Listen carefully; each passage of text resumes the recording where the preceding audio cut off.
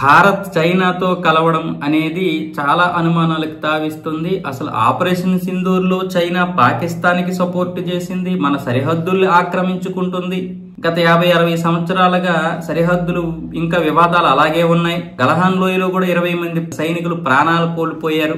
ఇలాంటి పరిస్థితుల్లో ఇప్పుడు చైనాకి మద్దతు పలకడం, చైనా దగ్గరికి వెళ్లడం, మళ్ళీ భారత్ చైనా కలిసి వాణిజ్య సంబంధాలు నెరపడం, అలాగే కైలాస్ సరోవరం అంటే మానస్ సరోవరం అంటాం కదా, దానికి అనుమతి ఇవ్వడం, మళ్ళీ విమానాలు రాకపోకలు, ఇవన్నీ చూస్తున్నట్లయితే భారత్ కి అంటే నరేంద్ర మోదీకి వెన్నెముక లేదు. ఆయన పూర్తిగా మళ్ళీ దాసోహం అయిపోయాడు చైనాకి అంటూ జైరాం రమేష్ అయితే లో ఒక పోస్ట్ పెట్టాడు. చైనా నుండి దిగుమతులు ఎక్కువైపోవడం వల్ల చిన్న చిన్న పరిశ్రమలకు కూడా ఇక్కడ గిరాకీ తగ్గిపోతుంది, వాటి భవిష్యత్తు కూడా అంధకారంలోకి వెళ్లిపోయిందని మాట్లాడినటువంటి జైరాం రమేష్ కి నిజంగా చరిత్ర తెలియదా? చరిత్ర తెలియకుండే కాంగ్రెస్ కి ఇంత పెద్ద నాయకుడు అయిపోయాడా? గత 60-70 సంవత్సరాలుగా ఎవరి అధీనంలో ఉంది భారతదేశం? పూర్తిగా కాంగ్రెస్ అధీనంలో ఉంది. అక్షయ్ చిన్ ఇచ్చేసింది ఎవరు? పూర్తిగా అది దురాక్రమణ చేసినా చేయకపోయినా అక్షయ్ చిన్ పూర్తిగా ఇచ్చేసాడు. ఆ చైనా తీసుకుంటే ఏమైంది లేవా, కనీసం గడ్డిపోత కూడా మొలవదని చెప్పినటువంటి గొప్ప మేధావి మీ నెహ్రూ.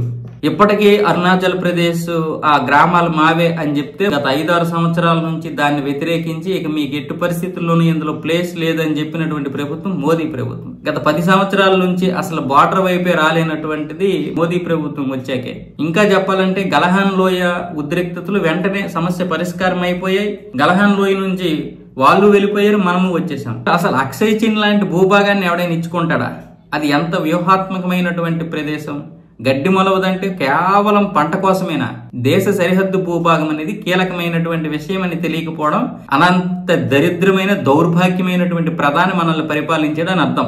అక్షయ్ చిన్ లాంటి భూభాగాన్ని గడ్డి మొలుస్తుందా లేదా? గడ్డి మొలవకపోతే మరి చైనా ఎందుకు తీసుకుంది? చైనాకి ఏంటి మరి అవసరం? ఎందుకంటే అది వ్యూహాత్మకమైనటువంటి భూభాగం. అక్కడ గడ్డి మొలుస్తుందా లేదా అన్న విషయం కాదు, సైనికులకి చాలా ఇంపార్టెంట్ అయినటువంటిది. మన సరిహద్దుని కాపాడుకోవడానికి ప్రధానమైనటువంటి భూభాగం అవి. ఇలాంటి వ్యూహాత్మకమైనటువంటి సున్నితమైనటువంటి భూభాగాన్ని వదులుకొని గడ్డి కూడా మొలవదని గొప్ప ప్రధాని మనకి. ఆ దౌర్భాగ్యమైనటువంటి ప్రధాని కాలంలో 17 సంవత్సరాలు, ఆ తర్వాత ఈ దేశాన్ని తాకట్టు పెట్టేటటువంటి ఆయన కూతురు ఇందిరాగాంధీ, ఆ తర్వాత ఏమో ఈ దేశాన్ని అంటే ఈ దేశ సంస్కృతిని, ఆయన దేశాన్ని తాకట్టెట్టేశాడు, ఈ దేశ సంస్కృతిని పూర్తిగా నాశనం చేసేసింది. ఇక తర్వాత వచ్చినటువంటి వాళ్ళందరూ మీకు తెలిసిందే, రాజీవ్ గాంధీ కావచ్చు, సోనియా గాంధీ కావచ్చు, వీళ్ళందరూ కూడా ఎలా పరిపాలించారో మనకు తెలియదేం కాదు. కేవలం ఫ్రీ పథకాలు అలవాటు చేసేసి దేశంలో అధికారం చేపట్టి మొత్తం దేశ ప్రయోజనాల్ని పక్కన పడేశారు. వీళ్ళు మళ్ళీ మాట్లాడుతున్నారు.